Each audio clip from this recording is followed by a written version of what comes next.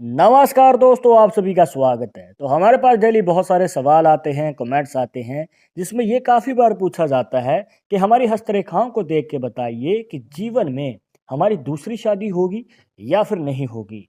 हमारी पहली married life जो है उसमें प्रॉब्लम चल रही हैं, तो आगे चलकर इसमें कोई सुधार आएगा या फिर दूसरी शादी का योग बनेगा। तो दोस्तों, अगर आप भी जानना चाहते हैं एक सही तरीका जिससे कि आप पता कर पाएँ कि आपके जीवन में दूसरी शादी का योग है या नहीं, तो इस वीडियो के आखिर तक बने रहिएगा, मिलेगी संपूर्ण जानकारी। शुरुआत करेंगे आपके एक लाइक के साथ। आपका ज़्यादा समय नहीं लेते हैं, आइए शुरू करते हैं।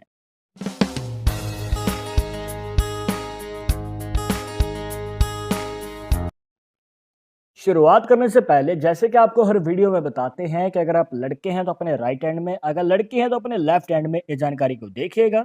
और इसी के साथ अगर आप चाहते हैं हमसे पर्सनली बात करना तो लिंक मिलेगा आपको डिस्क्रिप्शन में हमारे इंस्टाग्राम और ट्विटर अकाउंट का। जाकर आप दोनों अकाउंट्स पे फॉलो कीजिए, जो भी पूछना चाहते हैं पूछ सकते हैं।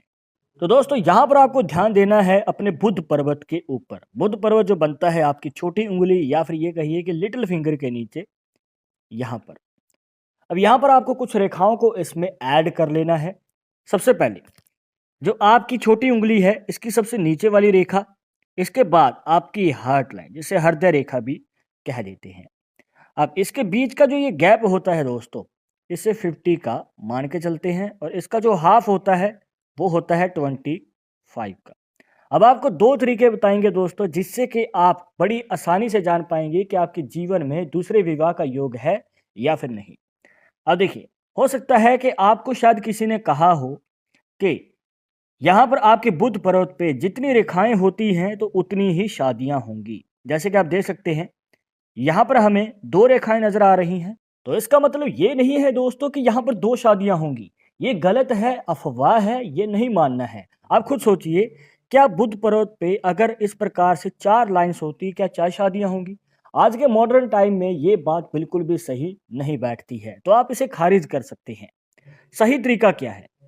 देखिए दोस्तों, अगर आप ध्यान से देखेंगे, यहाँ पर जो इनके हाथ में ऊपर वाली रेखा है, अब इसमें से एक और ब्रांच निकल रही है। मतलब कि आगे जाकर ये दो हिस्सों में डिवाइड हो जाती है, या फिर ये कहिए कि इसकी दो ब्रांचेस निकल जाती हैं।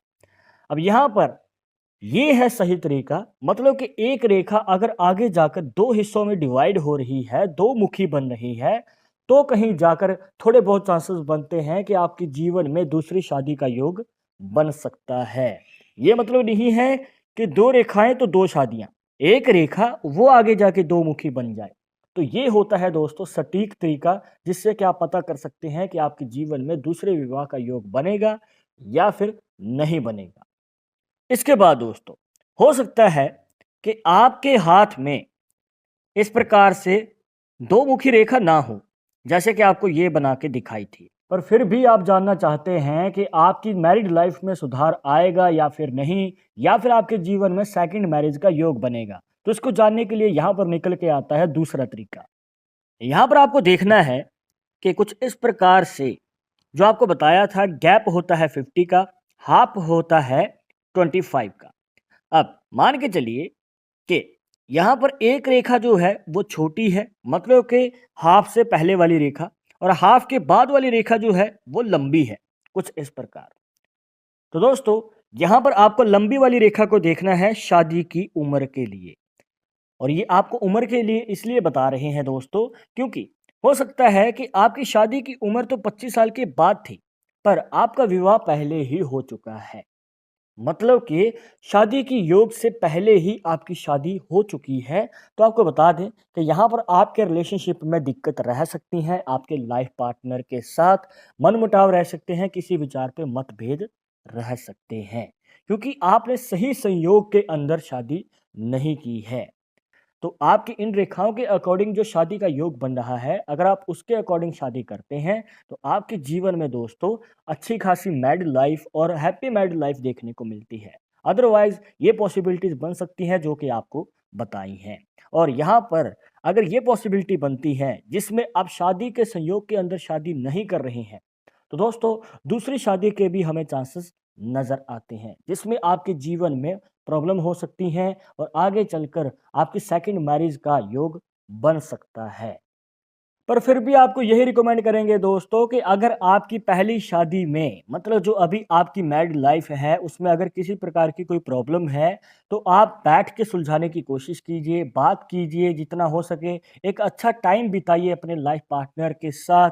हो सकता है कि यहाँ पर आपको थोड़े बहुत कॉम्प्रोमाइज़ भी करने पड़े। अब देखिए हर मैरिड लाइफ में कॉम्प्रोमाइज़ करने पड़ते हैं, थोड़े बहुत लड़ाई झगड़े होते हैं, तो राई का पहाड़ ना बनाएं। अगर आप ज़िम्मेवारियों को बाँट के चलते हैं, तो हो सकता है कि आप अपनी पहली शादी को ही लॉन्ग टर्म बना लें।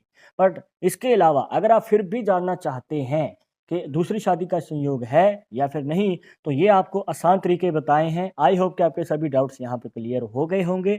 बट अगर अभी भी मन में कोई सवाल रह गया हो, तो आप हमें कमेंट बॉक्स में पूछ सकते हैं। आगे आप किस टॉपिक के ऊपर वीडियो देखना चाहते हैं, तो वो भी आप हमें सजेस्ट कर सकते हैं। पर एक ज़रूरी बात जो आपको हमेशा याद रखनी है कि पाल्मिस्ट्री 100% एक्यूरेट नहीं होती है। मानने वाले मानते हैं, इसके अकॉर्डिंग ही आगे कदम बढ़ाते हैं। बट अगर आपको इनसे में विश्वास नहीं है, तो आप अपना विचार हमें कमेंट बॉक्स में बता सकते हैं। और ये वीडियो पसंद आई हो तो लाइक करें, शेयर करें। और अगर आप हमारे चैनल पर नए आए हैं तो सब्सक्राइब करके बेल आइकन जरूर दबा दें नेक्स्ट वीडियो के अपडेट के लिए। मैं आपसे मिलूंगा एक और इंटरेस्टिंग टॉपिक के साथ, तब तक मुझे इजाज़त दीजिएगा। नमस्कार।